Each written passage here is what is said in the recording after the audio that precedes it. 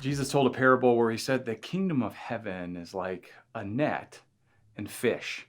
And basically the way the parable went is that Jesus said, okay, there was a net that caught a whole bunch of fish. And then the fishermen sorted through the fish, separating the good from the bad.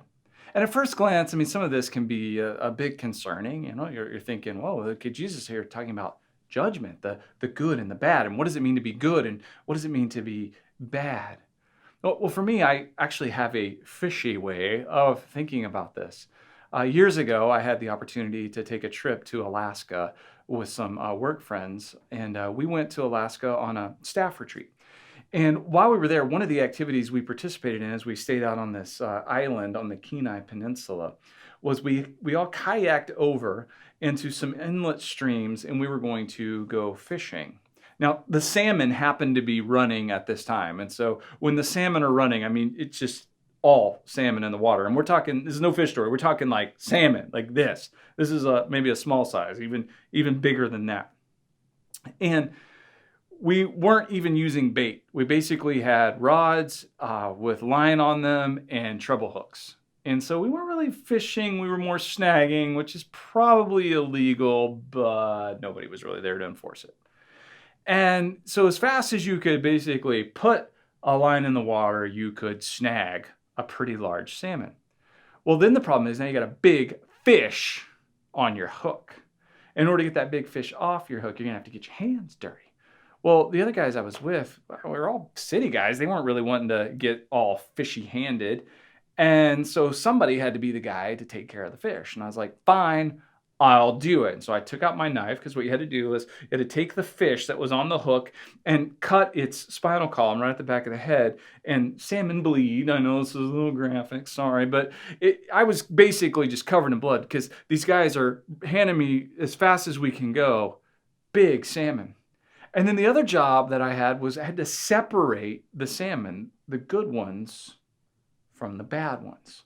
Now, the good ones, we would put a stick through them and stick it in the river so that they could stay cold in the stream and be in there and we could keep them and we we're going to take them home and we ate them.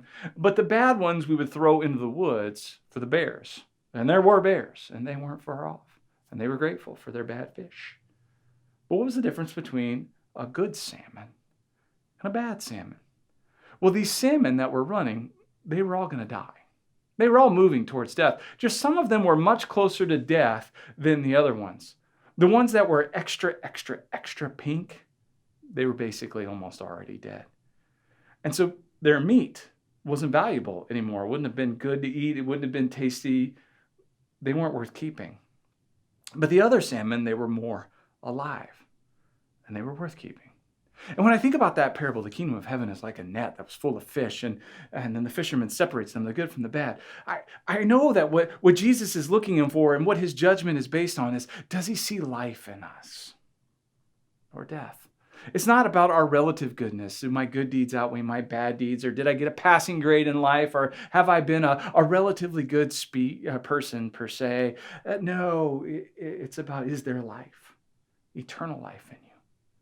Have you said yes to Jesus and have you been given new life? And if that new life is in you, then yes, you belong in the eternal kingdom. But if we've rejected life and chosen death and said no to Jesus, we don't want to be in your kingdom. Then he is a good and gracious king who says, okay. So the kingdom of heaven is like a net full of fish. And the good thing about God is his kingdom is always present. He's always patient. He's always good. If you say yes to him, you'll know exactly where you belong forever.